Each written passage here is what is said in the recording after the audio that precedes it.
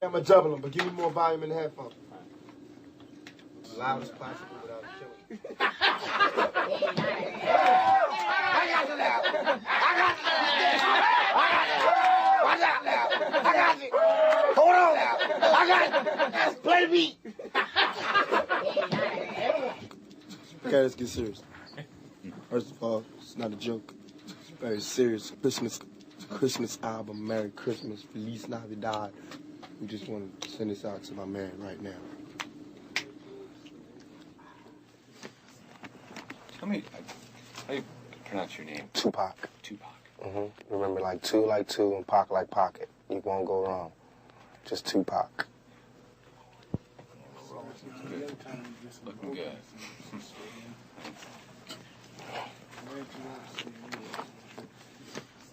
What's your best Christmas memory?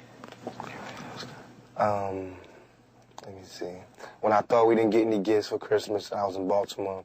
I thought we didn't get nothing. There was a knock on the door. My sister's principal from her school came, and they had like this charity, whatever, where they give like the turkey to the poor family on the block. We was the poor family. So we got this turkey. I got some cheap boots, you know, got little cheap trinkets. But on Christmas, you want as many trinkets as possible. And so I got a whole bunch of little tiny things. It was cool. We got free cheese, free beans, free butter, free everything. All that little government surplus stuff. But on Christmas, you need it. I mean, as opposed to us having an empty refrigerator, empty nothing. So I just remember when it first came, you know, and it's always like a Christmas carol playing around Christmas time on somebody's TV. And I just remember that first feeling, like really feeling like, you know, dang, this is Christmas. You know, this is like the give thing. The give thing. That's when I used to feel the sorriest for my mother. Is because there was no man there, you know. And this is a woman, my mother. She had to tell us, you know, she had to make it like Mary, and there was nothing there. There wasn't even regular dinner, let alone Christmas dinner, you know. And she had to like explain to us how, like, I mean, it's so hard to sell that all we need is each other's speech, especially when your stomach hurts, you know. And she's telling us that as our stomachs are going, she's going, all we need is each other. It's meat. But I thought it was just so beautiful how she just would be strong and she would do it. And she would never use that time to go, your fathers are really jerks, you know, they really left me here. But they did. Our fathers really did leave her. And our fathers, like my father, my sister's father, different fathers, but they really did leave us. And, you know, they didn't call on Christmas to help my mother explain why the hell we ain't get no gifts. They was just like, you know, with they woman, wherever they was, being big shotty, being Santa Claus to somebody else's kids. And so, I mean, no love taken from my father, God rest his soul, but, I mean, I got it. He better not expect nothing big on Christmas. Tell me about some of the special things that someone growing up in the inner city in your situation deals with. Okay. Man, it's like, that's deep. It's like, when you're born, usually you're born into a dynasty or an empire, right? You're born like as a junior or, you know, following in your father's footsteps. You always tell, oh, your father, he did this, or oh, your father, or your grandfather, he did this, or we got this, or the family heirlooms. There's none of that in the outer city. I call it the outer city because we left out. There's nothing. We don't get any family heirloom, the family crest, all that stuff that you would think is so important was meaningless. Because I mean, come on. Our family crest was cotton. You know what I'm saying? It's like, man, it's like the only thing we can really leave behind is culture, is music, you know, and dignity and determination. That's what we had. So it's like, I feel as though I'm cheated because instead of me fulfilling my prophecy, I have to start one. Instead of me, you know, doing a good job and carrying on the empire, I have to build one. And that's a hell of a job for a 21-year-old. You know what I'm saying? That's a hell of a job for any youngster, male or female, to have to build an empire for your family. You know what I'm saying? And it's like, especially when the odds is that, you know that somebody else who lives in the inner city, the real inner city, suburbia, who, when he's born, I mean, 16, he gets a car, automatic. You know, there's money in the bank for college. You know, it's Christmas, go to vacation somewhere. Our vacations was down the street, cross town, grandma's house. You know what I'm saying? That was the vacation. Or, you know, or jail. to be even more real. And I hate to make this like sad story, but it's real. Because this world is such a, and when I say this world, I mean it. I don't mean in the ideal sense. I mean in every day, every little thing you do. It's such a, gimme, gimme, gimme.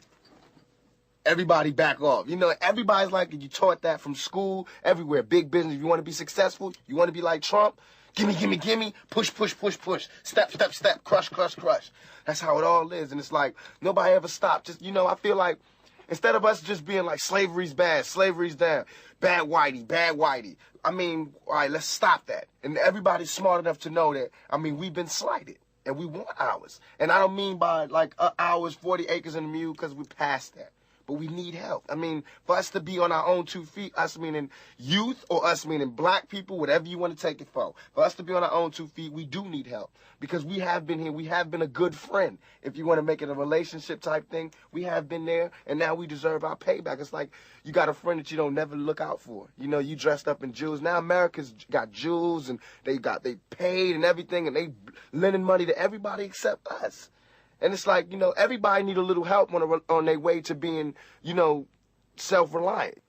I mean, if this is truly a melting pot in the country where we care about it, and Lady Liberty got a hand like this, she really loves us, then we really need to be like that. And it needs to be the black kids. And if there's a white person who got money, then he need to help them. He need to help black kids, Mexican kids, Korean kids, whatever. But it need to be real. And it need to be before we all die, and then you say, oh, I made a mistake. We should have gave them some money. We really should have helped these folks. It's going to be too late. You know what I'm saying? And then that's when you got to pay your own karma. And that's when God make you punish. When God punishes you. Because I feel like, you know, it's too much money here. I mean, nobody should be hitting lotto for $36 million and we got people starving in the streets. That is not idealistic. That's just real. That is just stupid. There's no way Michael Jackson should have, or whoever Jackson, should have $1 million, quadruple billion dollars, and then there's people starving. There's no way. There's no way that these people should own planes and their people don't have houses, apartments, shacks, drawers, pants. I know you're rich. I know you got $40 billion, but can you just keep it to one house? You only need one house. And if you only got 2 kids, can you just keep it to 2 rooms? I mean, why have 52 rooms and you know there's somebody with no room? It just don't make sense to me. It don't. And then these people celebrate Christmas. They got big trees, huge trees, all the little trimmings. Everybody got gifts, and then somebody's starving. And they're having a white Christmas. They're having a great Christmas, eggnog and the whole 9. That's not fair to me. I think that when there's hopelessness, people revolt. Because it's like there's nothing that's like, you know, it's like we're going, is America going to help us ever?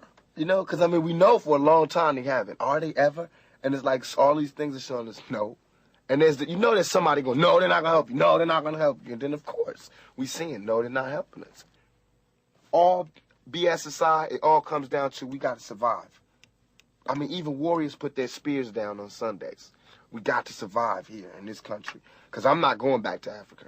We got to survive here. And for us to survive here, white folks, black folks, Korean folks, Mexican folks, Puerto Ricans, we got to understand each other. We got to take a bigger chance. And when I say Americans, people think I'm talking about Uncle Sam. I mean, like, actually Uncle Sam with the gray hair and the flag. I mean, you, the guy, you know, you, the mechanic, wherever, you. I mean, you need to do something. You need to check yourself and see how racist you are. You know what I'm saying? It's real.